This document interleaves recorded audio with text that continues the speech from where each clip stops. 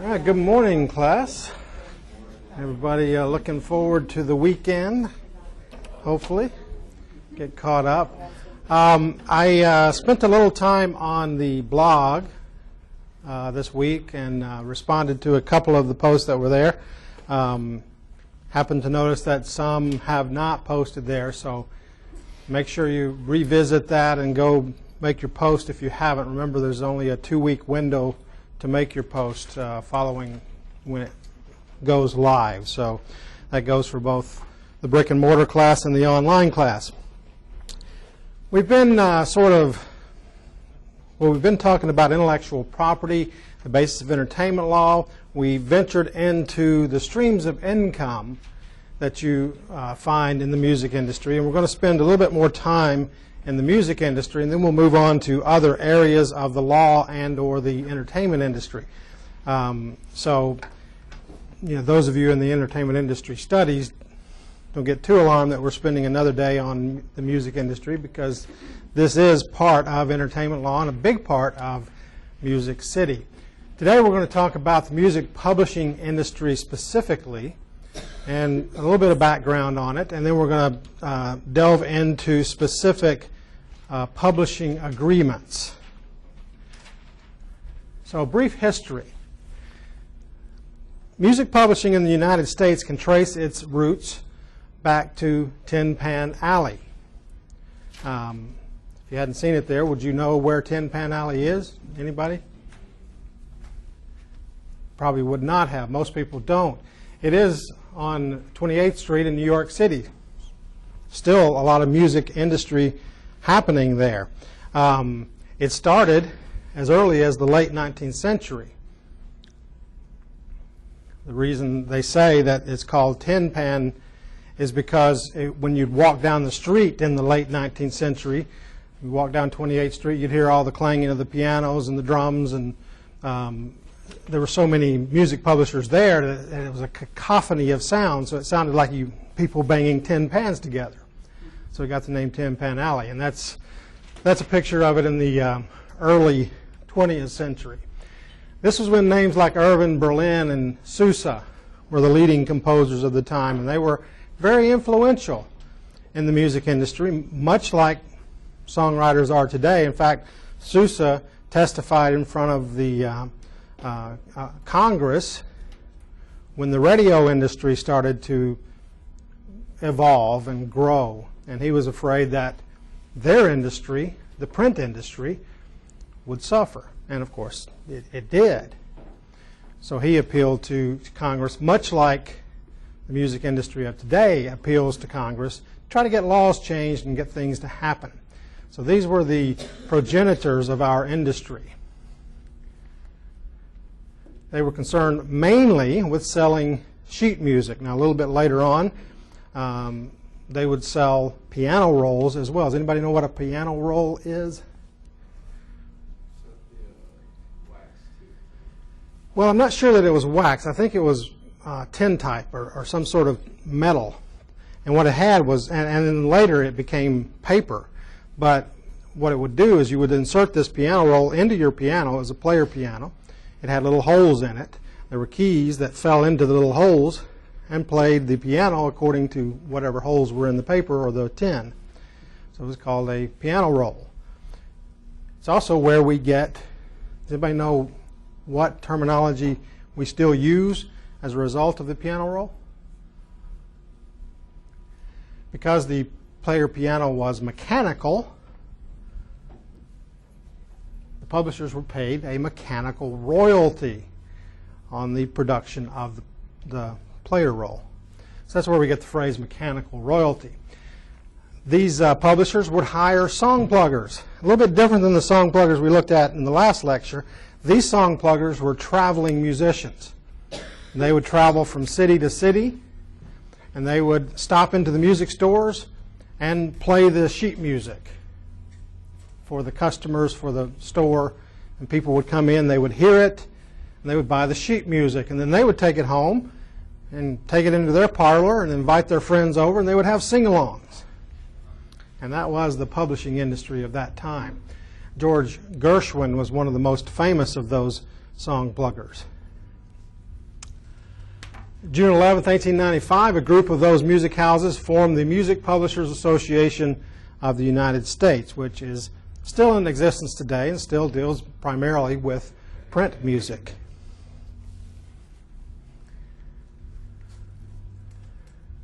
Then came the 1930s. And we'll talk more about some of these issues later, but Thomas Edison, RCA, David Sarnoff, all of these people came in and started impacting the music industry. And the way they impacted it was they brought along the phonograph, they brought along the radio. And that forever changed the way America consumed music. No longer were we participants in the musical publishing industry, where we'd buy the music, take it home, and play it in our parlors. Now, we were passive listeners. We just listened to what the record industry produced and bought that. Now, perhaps we still sang, but it wasn't the same kind of social thing that it was before. I will have to say, with the advent of the internet, it is returning to that social aspect a little bit, isn't it?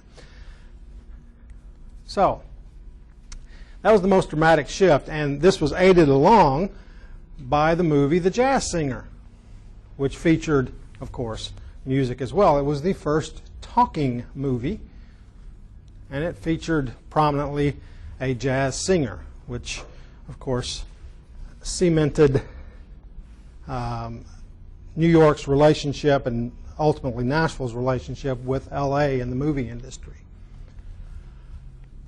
So that's publishing. Today, of course, music publishers take on a much different role in the industry. They are the exploiters of music. They are the people who find the songwriter and negotiate with he or she to obtain their product.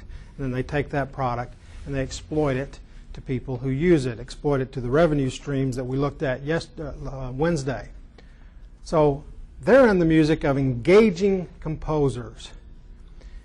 And in order to do that, they want the copyright.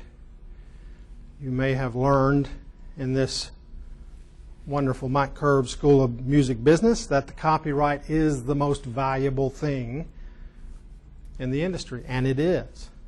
If you're in the music industry, owning the copyright is your retirement plan. Over the years, I've had many clients who had what they call mailbox money. Everybody knows what mailbox money is, right? You get you're lying in bed. We looked at Sting, lying in bed, earning $2,000 a day. He doesn't care whether he gets up that day or not. He's earning money when he's sitting around watching TV, whatever he's doing. That's mailbox money. In order to get this, the songwriter has to assign a portion or all of his or her copyright to the music company. In exchange, they do several things. They will pay you an advance, depending on the type of contract they're offering you. The advance can be substantial. It's kind of like a salary. We'll talk about that. They provide services like making demos. They provide recording facilities. They provide writing opportunities. They'll hook up co-writes with various existing songwriters, hopefully the more popular ones. So they'll do things like that. They will exploit the composition, as I said. And then finally, one of the primary purposes of a publisher is they will administer the copyright. They will collect all royalties, mechanical, synchronization, things, everything except performance. And they will collect license fees, and then they'll distribute that according to the terms of the contract. So that's essentially a song publishing relationship. Now, when we talk about contracts with a publishing company or in the music industry, there are numerous types of contracts. Perhaps the Holy Grail, how many songwriters do we have in here? One, just one, two. Okay, so we've got a few creative people in here. What's the Holy Grail? What do you want What do you want to achieve? What would be your dream as a songwriter? A publishing deal. Anything in particular, or just any publishing deal? Okay, the holy grail for most in the know is this agreement right here, the exclusive songwriting agreement. That is the granddaddy of all song publishing agreements.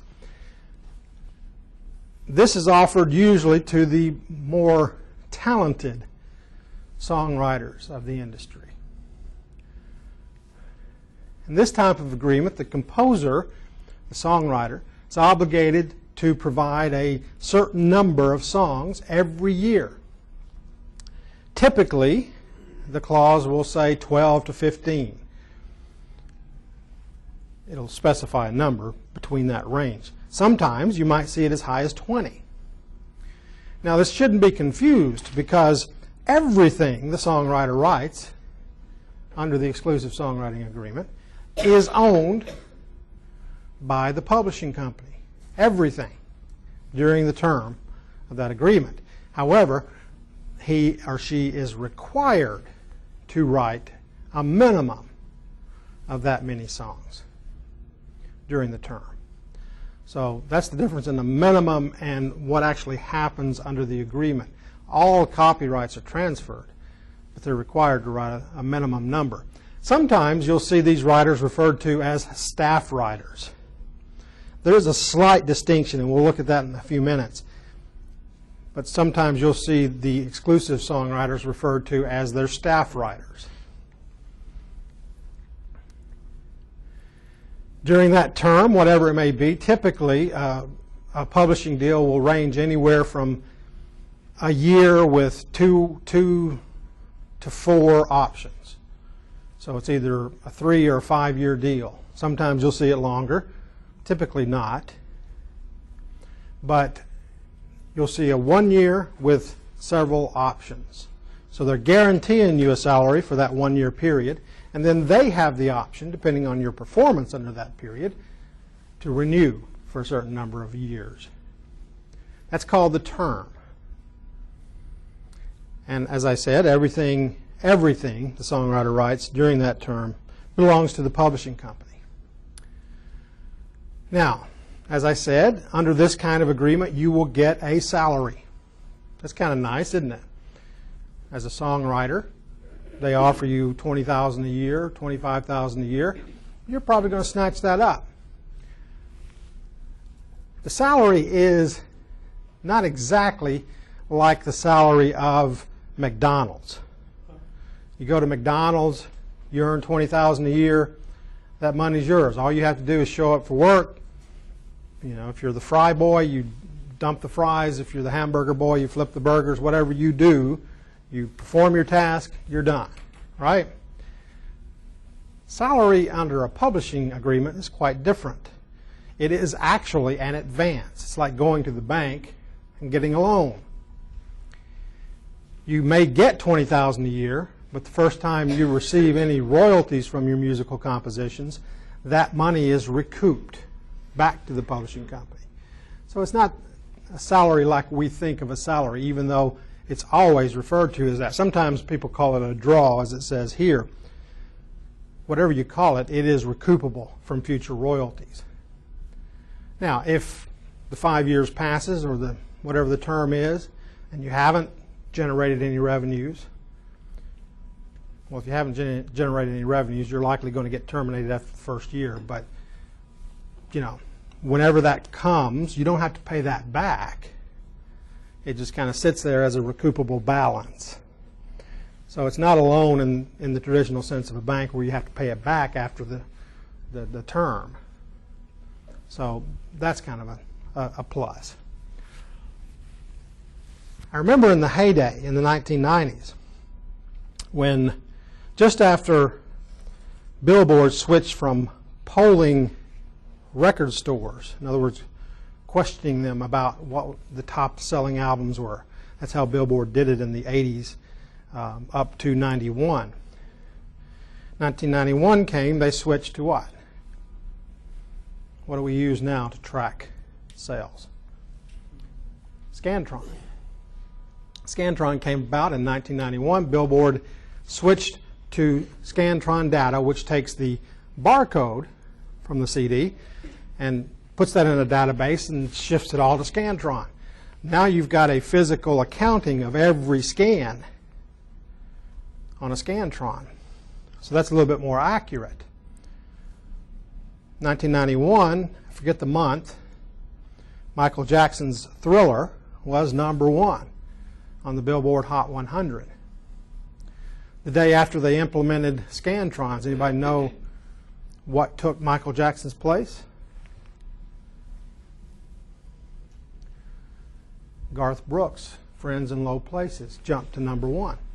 Everybody in New York and LA was saying, who the hell is this Garth Brooks guy? I never heard of him. Why did that happen? Where do country people buy their music? Walmart, Target, big retail chains. And the Scantron data was coming in like crazy from those chains. They never polled those chains before, or if they did, they skewed things in favor of pop or rock artists. So all of a sudden, the industry again changes. That was a good time for Nashville. Nashville thrived because Nashville is a songwriting town. The writers of Friends in Low Places all of a sudden found themselves, like this, one of the country songs now says, one day you're eating ramen noodles, the next day you've got $1 million, you know. So all of a sudden, all the songwriters were rich.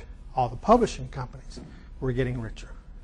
So it wasn't uncommon to see a salary starting at around $50,000 for an unknown writer. If you were a known writer, you'll get 6 figures. You might get $200,000-300,000 if you've had a chain of hits. So the money was flowing freely. Now, not so much. Now an established writer is lucky to get a draw, and an unknown writer will get half of that or less. So that's how things change. Supply and demand. Again, remember that in this type of deal, songwriter gives up all the copyrights. Now, frequently, particularly of late, these type of agreements are tied to record deals. In other words, Sony comes and says, we really like what you're doing. We want to sign you to a record deal. But we also want you on our publishing deal. So all of a sudden, you're shifted over to the publishing side. You sign that agreement, you sign the recording agreement, you do it all at once. And of course, there's the 360 component built into that, but that's a discussion for a different class. The advantages of these kinds of deals are pretty clear. You get some people who believe in you. You get some people who back you up, exploit your music, help develop you, set up writing sessions for you. There's a lot of resources that you have access to that you wouldn't otherwise. So that's a good thing. You have people plugging your music. It, of course, provides financial security. You're drawing a steady salary. Many spouses really appreciate that when a songwriter gets a working gig like this. It's like, wow, we have real income. It's almost like you have a job. That's kind of nice. It also buffers the waiting period. If you actually have a hit, it's going to be 7 to 12 months before those royalties really start kicking in. So that salary, that exclusive songwriting agreement helps buffer that. And as I said, a staff writer is not always an exclusive writer. I'm sorry, a staff writer is always an exclusive writer. An exclusive writer is not always a staff writer. What's the difference? Well, a staff writer might, he also draws a salary, but he might have responsibilities beyond writing songs. Exclusive songwriter, that's all he does. Staff writer might come in and change the paper in the printer. He might take out the trash. Staff writer might do a lot more than just write. And a staff writer has to keep steady office hours. So a staff position is much more like a job than an exclusive songwriting agreement. Exclusive songwriter might live in the Midwest, commute to Nashville 2 or 3 times a year, but do all of his or her writing at his house. The staff writer can't do that. The staff writer is always in-house. It's the same type of agreement, but it's a little bit more strenuous. Then we have what we call a co-publishing agreement. We're going to look at publishing splits a little bit at the end, and it'll involve the co-publishing agreement. This is less common, particularly in today's world. But a co-publishing deal means that the songwriter will own half of the publishing half. And like I said, we'll look at this in more detail a little bit later, but you have 2 halves to a pie in the publishing revenue industry. A co-pub deal, if this is songwriting and this is publishing, a co-pub deal gives the songwriter this half of the publishing half. So in other words, for every dollar that comes in a co-pub deal, songwriter gets 75 cents as opposed to 50 cents. That is a co-publishing deal. In order to get one of those, you have to have had some success. Chain of hits. Lately.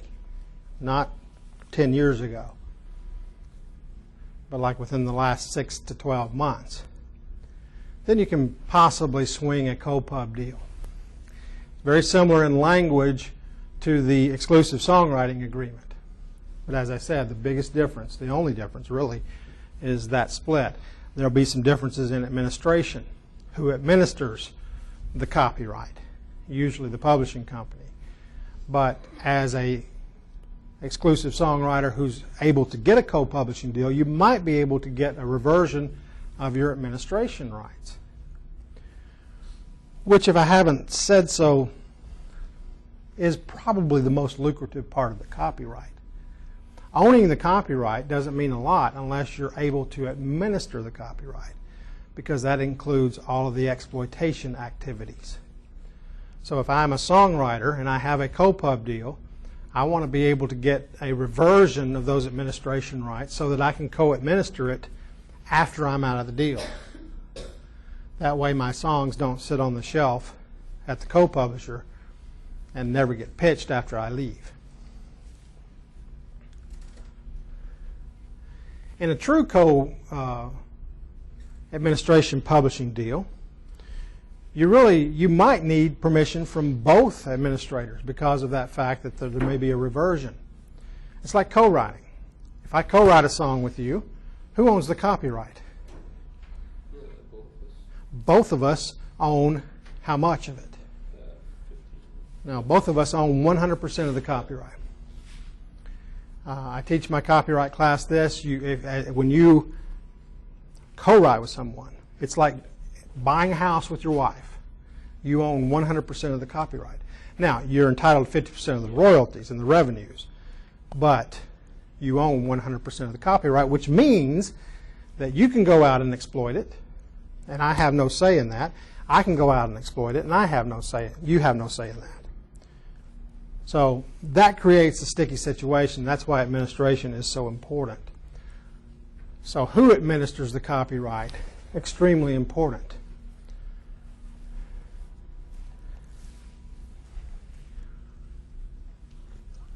A less common type of agreement is the single song agreement. And I honestly haven't seen these a lot in the last 5 to 10 years.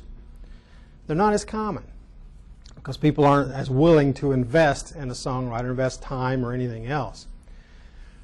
But a single song agreement is a type of agreement that is used primarily by independents. When a songwriter has a few songs that they really like, they've been fortunate enough to write a really good song, but they don't have anything else. The publisher says, I'd like that song, or I'd like the opportunity to have that song or exploit that song or whatever. So let's enter a single song agreement on that one song. Doesn't obligate the songwriter to anything else, doesn't obligate the publisher to anything else. It only applies to that one song.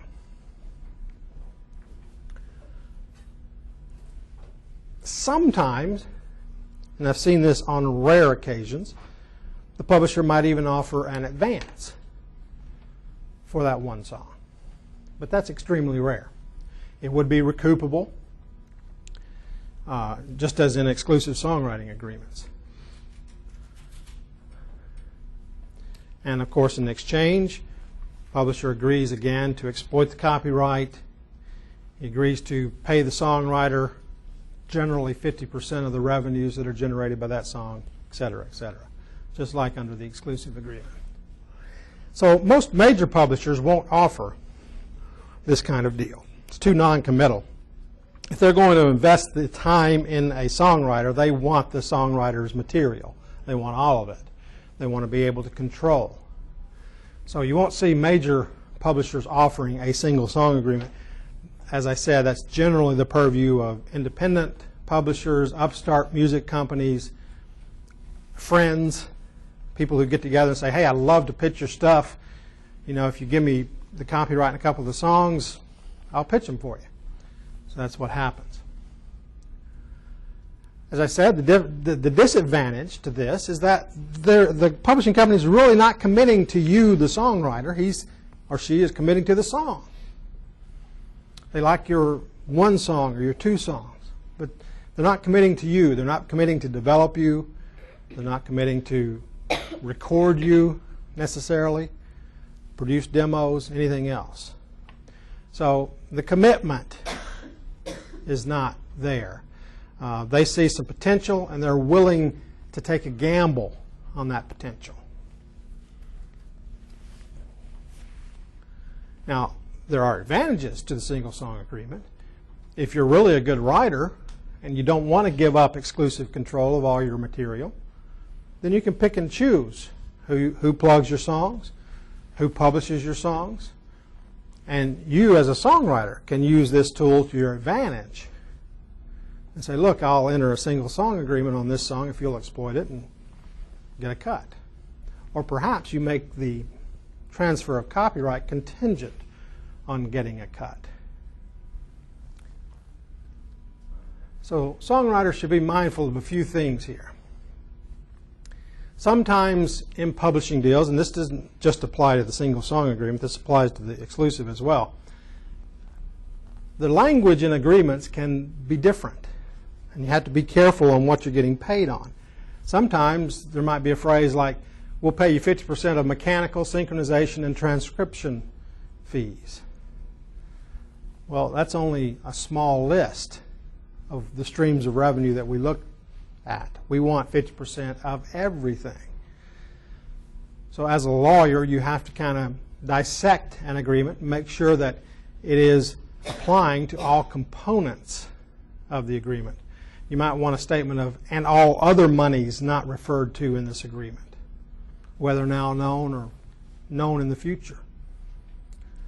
Because you don't want the publisher collecting only on certain streams of income, because that leaves some income out there that you're not entitled to. Another thing to look out for in all publishing agreements is how much of an advance or a percentage of an advance that the publisher gets do you as the songwriter receive. Sometimes in a sub-publishing deal, which we'll look at in a few minutes, a publishing company might get a $5 million advance from a company in Europe to promote its material. Are you as a songwriter entitled to that? Well, that will depend on what your contract says. If you're entitled to your pro rata share, if your songs make up 50% of the publisher's catalog, then you get 50% of that advance, or you get a revenue share of 50%. Not too bad. But sometimes there'll be clauses in there saying that you're not entitled to advances on sub-publishing deals and things of that nature. So you have to be careful there. Then we come to what's called an administration deal. And an administration deal is just that. The entity that is agreeing with the songwriter or the publisher, both enter into these kinds of agreements, that entity will administer the copyright. They will exploit it along with the publisher. Sometimes they'll make demos. They will collect revenues, take their percentage off, and then distribute the remaining. So they kind of act as a back office for the publisher, sort of a third-party exploitation, just for a small percentage of the income. Typically, in an administration deal, the administrator will not take any of the copyright.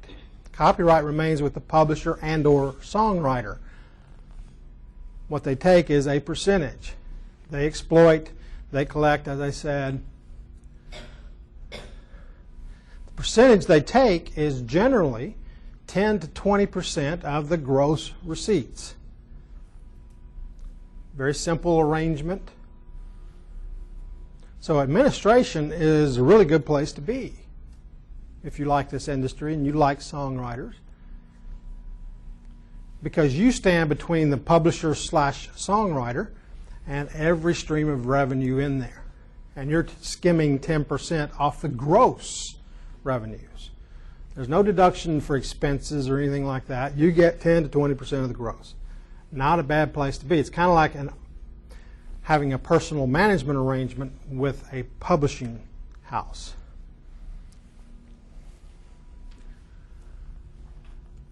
Usually they will range between 3 to 5 years. They are exclusive. You don't want 5 or 10 people administering the copyright for obvious reasons. You start adding up the 10%, and pretty soon you don't have any revenue left. Sometimes, however, you will have what's called a co-administration arrangement, where there are more than one administrator involved. Sometimes the publisher will want also to administer the copyright in conjunction with the administrator. And then you have what's called a co-administration deal.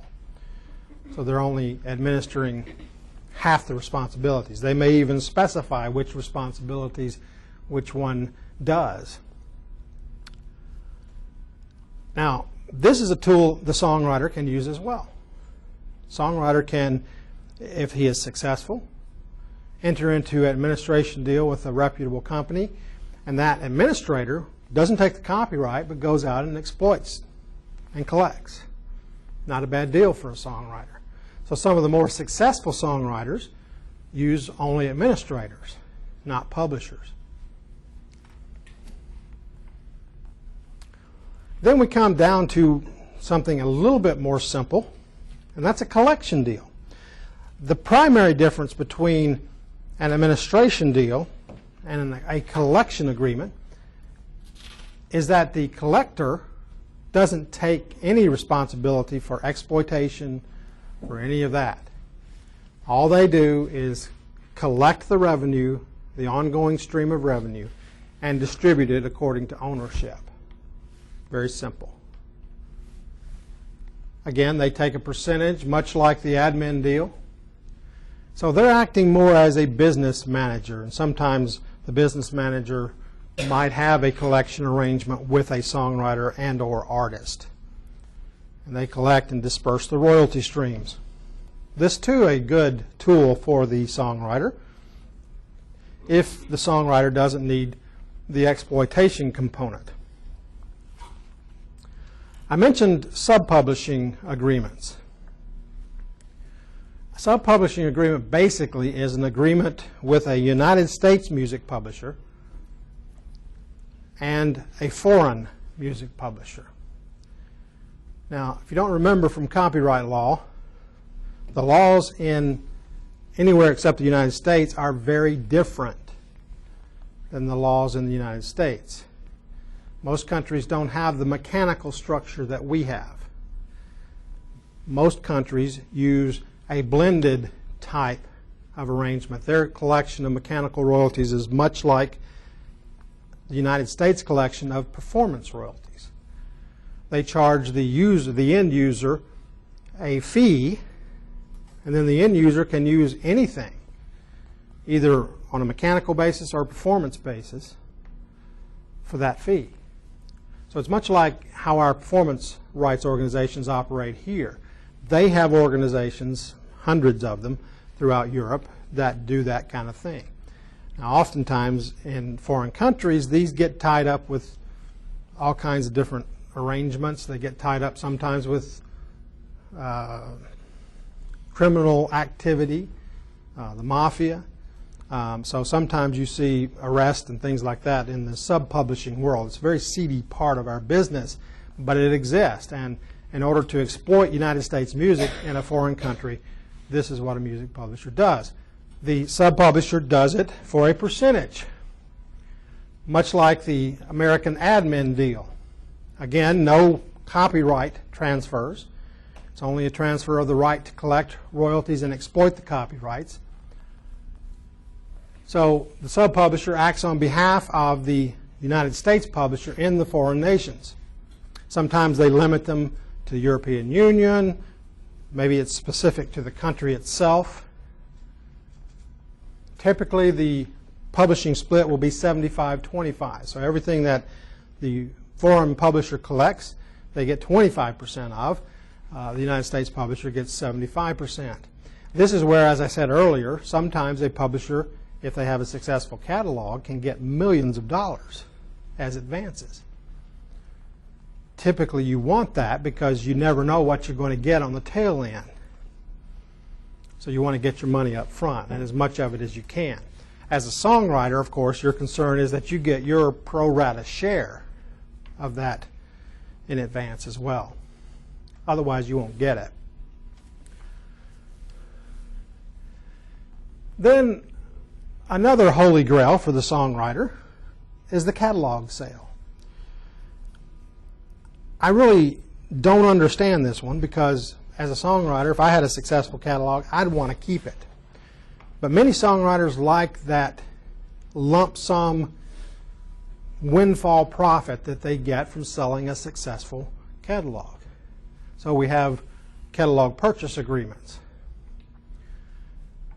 And as an attorney, your job gets pretty complicated when you start selling a catalog. You've got to make sure all the copyrights are in place, all the agreements are correct. So you have to review pretty much the life history of every song in that songwriter's catalog. That's called due diligence. And you have to assure whoever's buying it under oath that this is the revenue stream for the last so many years. So it's basically an asset purchase agreement. As I said, you do your due diligence. You determine the value of the catalog. You determine what factors you're going to use. Generally, the publisher will want to use the last 3 to 5 years. Why? Because that's likely the most successful part of that catalog. If you're at a point as a songwriter where you're selling your catalog, there's a reason you're selling your catalog. That's because you've had a string of hits in the immediately preceding 3 to 5 years. So you want to limit it to the years where it was most profitable because the value of the catalog is going to be based on that. As a buyer, I'm going to want the opposite. I'm going to want to go back 10 years because there was a point in time when the catalog was not as successful, maybe made 0. And if I factor in 0 with 100, what do I get? I get 50. But if I only factor in the last 3 years where they've had 100, the factor is going to be 100. So if I spread it out over a few years as a buyer, I can get a lower factor. So that's a negotiating point. And then once you determine that revenue stream, let's just continue using 100 for ease, then you factor that. If it's valued on average over the last 3 to 5 years, it's generated $100, let's say, $1 million in revenue, then the average is 100 million. You use a factor, 2 to 6 times multiple. And that is a negotiating point. So let's say we center on 3, since that's the midpoint. The catalog would be worth $300 million, and that would be the purchase price. So that's how a catalog deal, simply stated, is done. Then another type of agreement that you will often see is the society agreement, where you enter into agreements with, for example, the National Publishers Association, the Songwriters Guild, maybe ASCAP, BMI, CSAC. These are all fairly standard deals. Very little negotiation goes on there. Songwriter, if they enter into these type of agreements, generally just signs on the dotted line and they do what they do. Now, the recent trend in music publishing, and I say recent, we're talking about 3 years ago, but still fairly recent, is that publishers are seeking a broader take of the entertainer's revenue stream. Like the record industry or the record companies, they want a piece of everything. If they're going to devote the time to develop a talent, they want to be able to pull from the talent's revenue streams, all of them, merchandising, touring, everything. That's starting to come into the publishing deal. And I've seen that in recent deals that I've done. So they want a piece of everything. That's why it's called 360. We get everything, the whole shebang.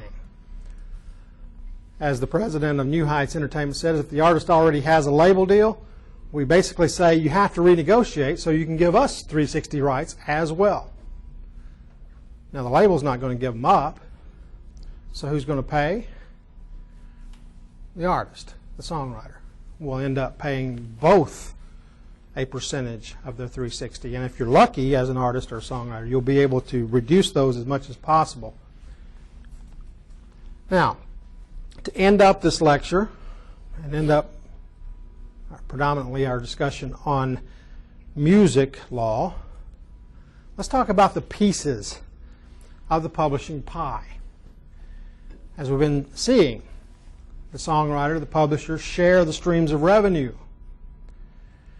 It's important to remember the distinction between the copyright and the streams of revenue. Often that gets confused in the music publishing arena. So it's important as a songwriter, as a participant of the entertainment industry, to recognize what the splits of those copyrights are. One device that's often used is what's called the pie. Now, I generally talk about the pie in terms of 100%. Sometimes you'll see it talked about in terms of 200%. You've got 100% on one side and 100% on the other side. To me, that's just mathematically not logical, so I reduce it to 50%, and I talk about it in terms of the copyright, and I talk about it in terms of the revenue. And that helps me understand it. But to fully understand the 50-50 part, you have to overlay the copyright. Because as I said, typically in an exclusive, in a single song, you're transferring 100% of the copyright to the publisher. With the copyright goes the administration rights. So 100% of administration is going back to the publisher in most deals. So with that overlay, you can understand then the underlying revenues are split 50-50, but the copyright is owned entirely by the publishing company. So for every dollar that comes in on that copyright, publisher will take that dollar. They will take off whatever expenses and advances or whatever they're entitled to off the top, and then they'll split it 50-50. So that's kind of how the pie works. The royalties come in, they get split. Don't forget about the expenses and the advances, because the publisher's not going to let you get by with those. The only exception to this is performance royalties. Performance royalties traditionally and always have been paid directly to the participants. So if I'm an ASCAP writer, I register a song actually my publishing company registers a song with ASCAP. They register me as the songwriter. Then ASCAP will pay me 50 cents of every dollar, and they'll pay the publishing company 50 cents of every dollar. And then that doesn't get it split or anything. It doesn't get touched. However, again, in recent years, publishers have said, hey, that's not really fair.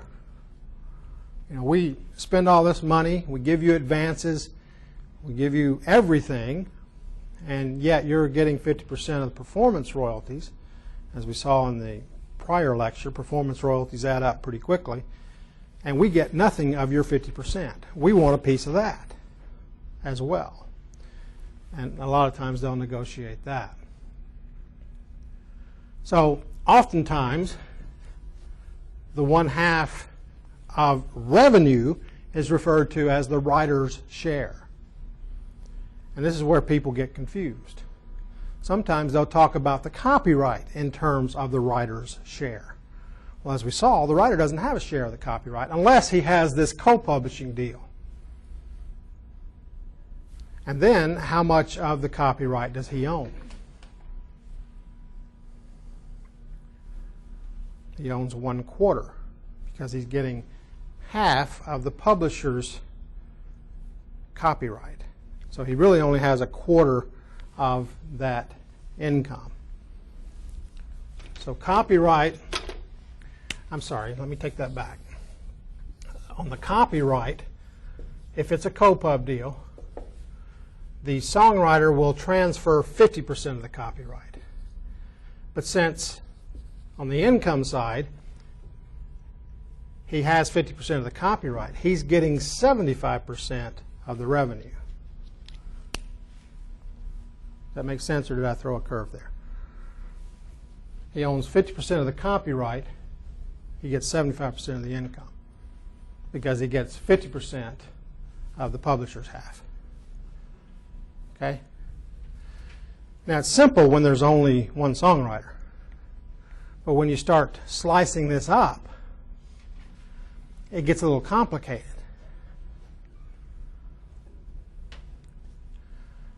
In this deal that we're looking at, 75 cents goes to the songwriter, 25 cents goes to the publisher.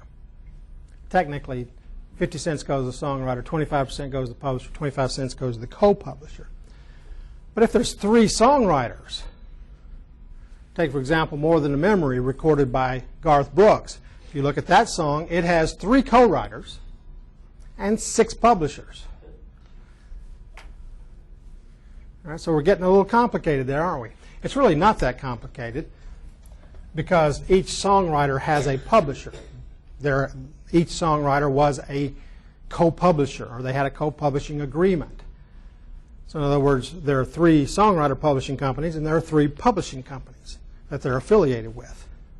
So that's why you have 3 co-writers, 6 co-publishers. If you really want to get a good understanding of publishing, go through Billboard and look at the publisher information that's in the Hot 100.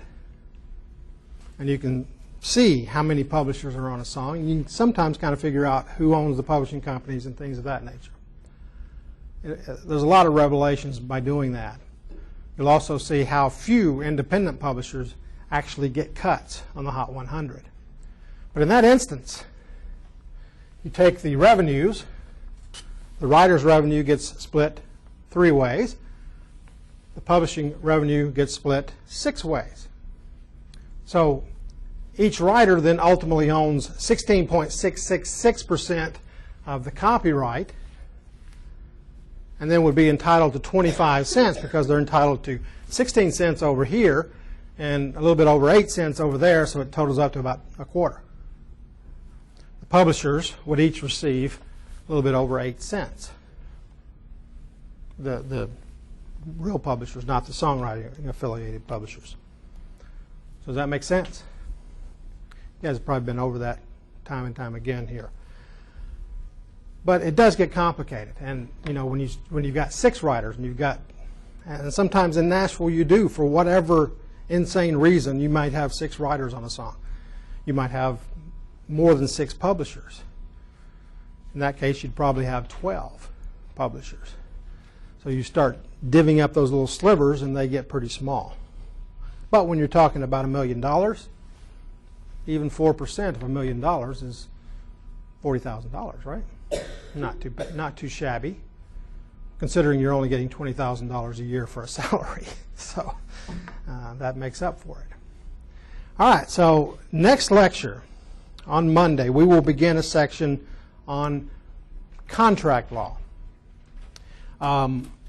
So we'll diverge into a strictly legal area, but it's a very important legal area because it helps you understand how to form these contracts that it's all based on.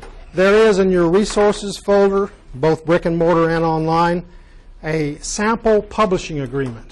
That particular agreement, I believe, is a co-publishing, co-administration deal. So I want you to read over that, just kind of get a feel for some of the language. That is an actual deal that I did. I took out I took out all of the sensitive information, but it's a good sample of a basic publishing deal. Okay? All right, you guys have a good weekend.